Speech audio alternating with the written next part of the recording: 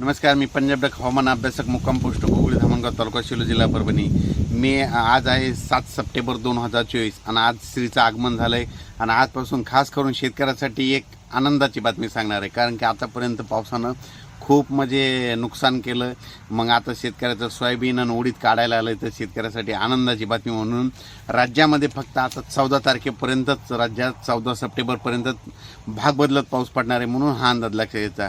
त्याच्यानंतर 15 पासून राज्यातला पाऊस म्हणजे वरून राज्य विश्रांती घेणार आहे, रजा घेणार आहे म्हणून हा सर्व शेतकऱ्यांनी अंदाज लक्षात घ्यायचा। राज्यात सांगायचं झालं तर श्रीच्या आगमनाच्या वेळेस विदर्भात पाऊस चांगला पडणार आहे। राज्यात 7, 8, 9 दरम्यान सांगायचं झालं तर तुम्हाला सांगतो, राज्यात 7, 8, 9 दरम्यान पूर्व विदर्भ, पश्चिम विदर्भ, मराठवाडा, पश्चिम महाराष्ट्र, उत्तर महाराष्ट्र या भागामध्ये म्हणजे तुरळक ठिकाणी म्हणजे भाग बदलत पाऊस पडणार आहे म्हणून हा अंदाज लक्षात घ्यायचा। म्हणजे आणखीन 3 दिवसात पूर्व विदर्भ, पश्चिम विदर्भ, दक्षिण महाराष्ट्र, उत्तर महाराष्ट्र पाऊस पडणार आहे।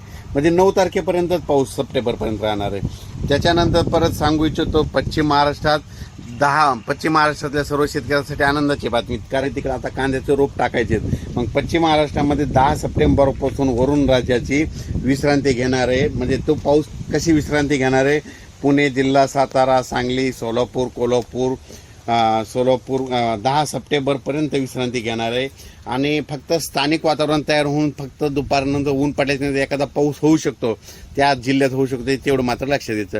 पण पश्चिम महाराष्ट्रात आणि सातारा, सांगली, सोलापूर, कोल्हापूर, पुणे या भागात मात्र 10 तारखेच्या नंतर विश्रांती घेणार आहे म्हणून ही त्यांच्यासाठी आनंदाची बातमी। त्याच्यानंतर 14च्या नंतर तर एकदम पश्चिम महाराष्ट्र कडक ऊनच पडेल म्हणून हे देखील लक्षात घ्यायचं। त्याच्यानंतर 8 सप्टेंबर ते 14 सप्टेंबर अमरावती, अकोला, नागपूर, बुलढाणा, यवतमाळ, वाशिम, हिंगोली, जालना, परभणी, बीड, संभाजीनगर, जळगावपर्यंत या जिल्ह्यात दररोज म्हणजे 8 ते 14 सप्टेंबर दरम्यान दररोज भाग बदलत जोराचा पाऊस दुपारच्या नंतर पडणार आणि रात्रीपर्यंत भाग बदलत पडणार म्हणून हा अंदाज लक्षात घ्यायचा। त्याच्यानंतर परत एक सांगू इच्छितो, 12, 13, 14च्या दरम्यान म्हणजे 12, 13, 14च्या दरम्यान अमरावती जिल्हा, अकोला जिल्हा, बुलढाणा, यवतमाळ, वाशिम, परभणी, जालना, संभाजीनगर, जळगाव म्हणजे 12 ते 14च्या दरम्यान जोराचा पाऊस पडणार आहे। म्हणजे ह्या जिल्ह्यामध्ये म्हणजे अमरावतीपासून परत एकदा सांगतो, 12 ते 14च्या दरम्यान अमरावती, अकोला, बुलढाणा, यवतमाळ, वाशिम, परभणी, जालना, संभाजीनगर आणि जळगाव इथपर्यंत काय होणार आहे, जोराचा पाऊस पडणार आहे, भाग बदलत पडणार आहे म्हणून हा अंदाज लक्षात घ्यायचा।